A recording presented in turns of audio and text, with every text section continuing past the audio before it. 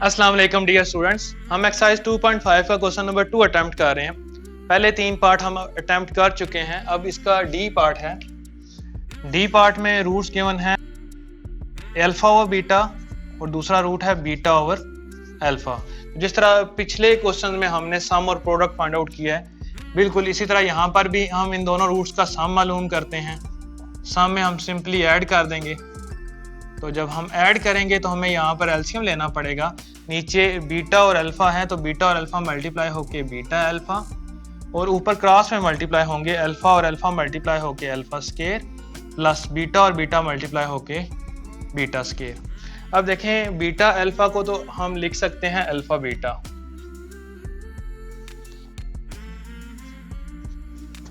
और alpha beta की value हमारे पास मौजूद है 6। लेकिन alpha square plus beta square को अल्फा प्लस बीटा का होल स्केयर नहीं लिख सकते, क्योंकि अल्फा प्लस बीटा का होल स्केयर लिखने के लिए यहाँ पर एक मिडिल टर्म भी आती है which is 2 alpha plus beta. तो यहाँ पर हम ऐसा करते हैं, alpha square plus middle term को हम खुद से लिख लेते हैं which is 2 alpha beta plus beta square.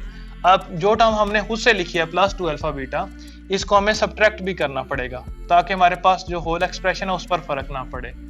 तो जब -2 अल्फा बीटा भी कर देंगे तो फिर ये एक्सप्रेशन जो है बैलेंस हो जाएगी।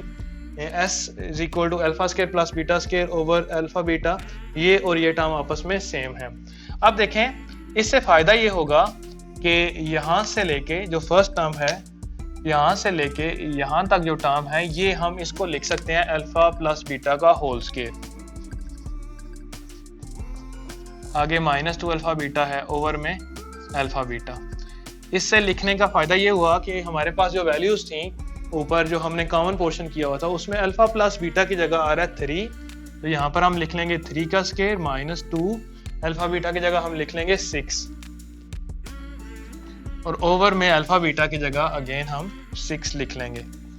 तो इसको सिंप्लीफाई करते हैं, 3 का स्केयर 9 -2 6 टाइम्स 12 ओवर में 6 आ जाएगा, तो s की वैल्यू आ जाएगी -3 ओवर 6। इसको हम अभी इसी तरह ही रहने देते हैं और इसका प्रोडक्ट फाइंड आउट करते हैं। इसको यहाँ पर हम सिंप्लीफाई कर सकते हैं, 3 1 टाइम 3 और 3 2 टाइम्स 6, लेकिन पहले हम प्रोडक्ट फाइंड आउट करते हैं। तो प्रोडक्ट में हम सिंपल मल्टीप्लाई करेंगे दोनों को, अल्फा बीटा मल्टीप्लाई हो जाएगा बीटा अल्फा, तो अल्फा अल्फा से कैंसिल आउट हो जाएगा, बीटा बीटा से, तो प्रोडक्ट 1 आ जाएगा। तो प्रोडक्ट इनके 1 आया, तो यहाँ पर हम सिंप्लीफाई इसको मजीद कर देते हैं, 3 1 टाइम 3 और 3 2 टाइम 6, तो -1 ओवर 2। तो वी नो दैट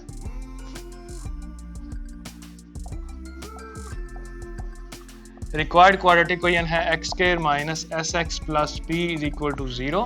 तो यहाँ पर हमने पहले कैंसिल आउट इसलिए नहीं किया था कि हम चेक करना चाहते थे कि प्रोडक्ट अगर हम फाइंड आउट करते हैं तो हो सकता है इसके डिनोमिनेटर में 6 है तो उसके डिनोमिनेटर में भी 6 आ जाए, तो फिर हम 6 से मल्टीप्लाई कर लें।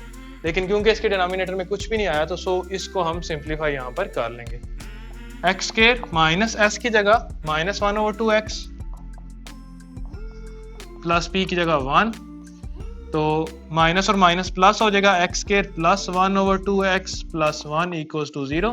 तो क्योंकि डिनोमिनेटर में 2 है, तो अगर हम मल्टीप्लाई करें होल टर्म को, होल इक्वेशन को 2 के साथ, तो आ जाएगा 2x स्क्वायर प्लस 2 से कैंसिल आउट होके x plus 2 1 times 2 is equal to 0 को 2 से मल्टीप्लाई करेंगे तो 0।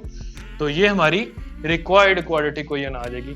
तो इस तरह हमने इसका डी पार्ट भी अटेम्प्ट कर लिया। नेक्स्ट लेक्चर में हम इसका ई पार्ट अटेम्प्ट करने की कोशिश करेंगे।